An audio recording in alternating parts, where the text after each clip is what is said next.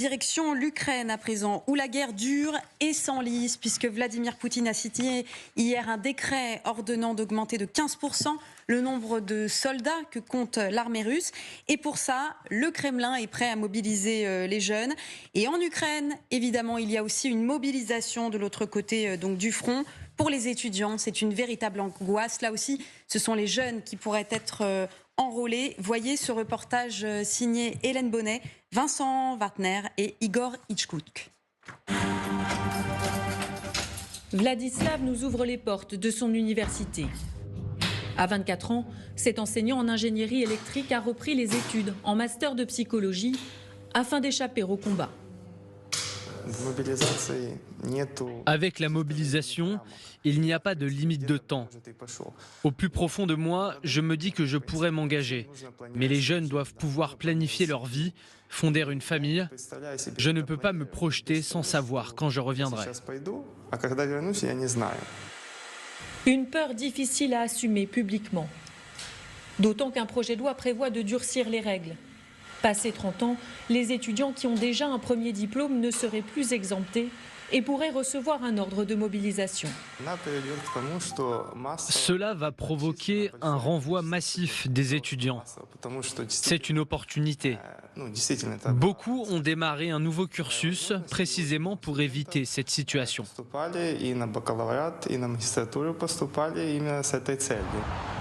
Pour combler le manque de soldats sur le front, l'armée ukrainienne fait campagne dans la rue et dans les médias. Ce commandant d'une brigade d'assaut plaide même pour un engagement dès la majorité. Nous devons mobiliser les 18-20 ans. Quel est le problème? Les étudiants? Eh bien quoi? Les étudiants ne devraient pas se battre? Mais tous les Ukrainiens n'y sont pas favorables. Il faut prendre dans l'armée des gens qui savent ce qu'il faut faire et comment le faire correctement, et pas seulement pour en faire de la chair à canon. En tant que citoyenne, je comprends que l'Ukraine ait besoin de ces hommes, parce que l'offensive ralentit. Mais rien que d'imaginer élever seule mes enfants, sans mon mari, c'est très dur.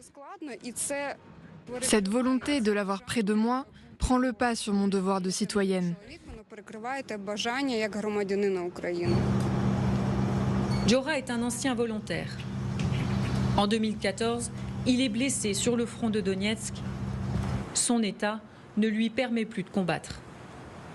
Aujourd'hui, il encourage les jeunes à ne pas fuir la mobilisation, à condition que l'armée les forme et ne les recrute pas avant l'âge de 21 ans.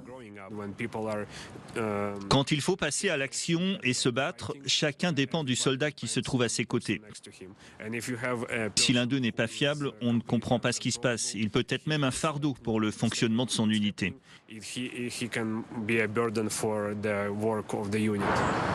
L'Ukraine hésite encore à mobiliser massivement sa jeunesse, par crainte de sacrifier toute une génération et l'avenir du pays.